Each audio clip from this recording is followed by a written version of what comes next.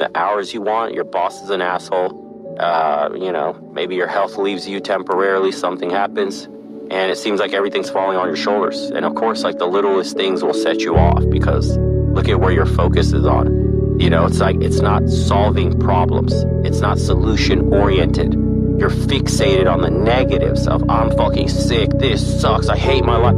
Instead of like, hey, I need to get better. What could I do while I'm sick? At least what am I capable of right now while I'm down in the dumps a bit, right? That's how somebody with a more positive mindset would be thinking. Not worrying about the little shit. Okay, they're cutting my hours. I got to start being proactive. A person that's like goal-oriented, solution-oriented would be like, the winner mentality is, okay, cool, they're cutting my hours. That frees me up to find other work. I should, as a backup just in case, start taking some interviews somewhere. As opposed to somebody else, they're focused on, fuck, I'm not going to get hours. Fuck, I'm not going to make bills. What am I going to do? God, I hate this job. Is there any way I have to beg my boss for some hours? I hope I could get some hours extra from somebody else that doesn't want to clock in that day. And it's like you're focusing on just replacing the day you just lost instead of the bigger picture of, I think I need another job and I should go take applications with that free day off. Because if this continues, it won't do me any good, right? So you see like how little adjustments in your mentality with the same problem can give you crazy difference in outcomes. I had similar situations like that too, where I moved to California to go to college, and my tuition, it got denied. My government loan got denied because I don't know what fucking reason. I needed to stay an extra semester behind because I was moving from out of state. So I didn't know I was going to lose a whole semester with just twiddling my thumbs. I thought everything was over. I was going to burn through all my cash. I thought, you know, I had all the negative mentality. My brain was in scarcity mentality. You fucked up, you lost a whole semester. And then immediately, you know, my friend was like, bro, chill. My rich friend, like, hey, relax, dude.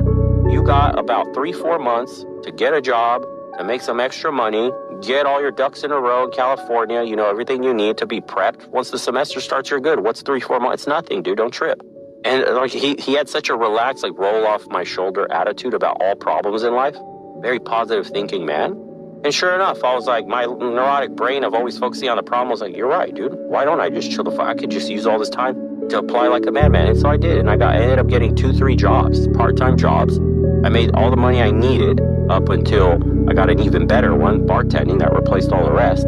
And my problem was solved. I spent that entire semester lost just saving as much money as I could, doing things I like to do, while I was waiting for my funds to clear from the government. That I would have in-state tuition filing and get everything covered. And voila, next semester rolled around. I was in a stronger position than before. I lost a few months, but no big deal. I had better jobs. I had actually so many jobs, 3, that I was falling behind on classes. Like I couldn't do my homework, so I had to get rid of them. I luckily landed a bartending job that replaced all of them. But none of those things would have happened, 3 jobs, because the person that worked at one of my 3 jobs was the one that hooked me up to get the bartending job. So there you go. Proactive solutions instead of focusing on the problem. You know, I could have tucked tail, run back home. I could have sat on my ass, depressed, play video games, anime, just wait for time to pass to finally get school going. There's so many things I could have done that could have went the wrong way. I just tweaked behavior just a little bit by having a different outlook on the problem. It wasn't really a problem. It was just new opportunities that I could take advantage of with my extra free time. I didn't get fucked out of a semester like I initially thought. I had an opportunity to be in a stronger position before the semester starts when I'm ready. And that was it, dude. And if you apply this level of thinking to everything you do in life, you're going to be shocked at how much progress you can make and how much you can withstand. I'm talking bullshit, setbacks, obstacles, things not going your way, difficulties, problems you would have never foreseen coming in a business or investment or relationships or anything. This applies generally to life whatsoever. If you're able to shift this mentality into a positive, solution-oriented, seeing like, what was that one? The opportunities, you know, the blessings in disguise. That's what I called my ordeal when I moved back from college to Atlanta. At the time, I felt halfway like a failure, that I didn't graduate with a degree, that I dropped out, that I wanted to start a business, but also excited that I wanted to start a business, and I was moving back with an opportunity to do so. So failure because my objective actually failed of graduating college and getting a steady job, but because I was following my passion, eventually I would start a business with this job that I did get. So I always had a deep feeling of this is an opportunity in disguise, a blessing. I just can't see it yet. I don't know how this tree's gonna shake out and what's gonna fall, but I know something good's coming my way if I could just stay the path. That's all it is, dude. That's life. That's the guy with the most gusto to just last through life's bullshit is the one that gets that apple from the tree. That's it, dude. Shake it long enough, something falls out. Most people quit, dude. They give it a little thump and then like, oh yeah, nothing fell out. There's nothing up there. Not true, man. Life doesn't work that way. It rewards the people that constantly shake the tree and don't give up until something falls out. And that's what it is. That's life in a nutshell, really. So the key thing I heard you say, Bo, was that you gave yourself space to think outside your current situation. Mm-hmm. And that I think is huge. Because when you're in the middle of it and you're fighting and you're looking at where you're at and you're trying to do well and in the situation you're in, not realizing it's a bad situation, you need to give yourself the mental space to think outside of that, to be able to see the next opportunity.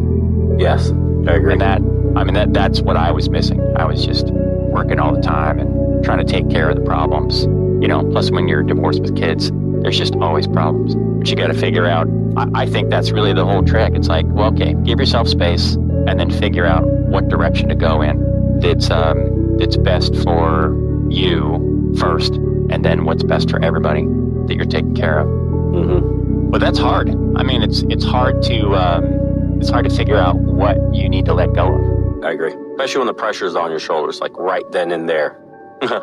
It clouds your judgment a little bit. Yeah.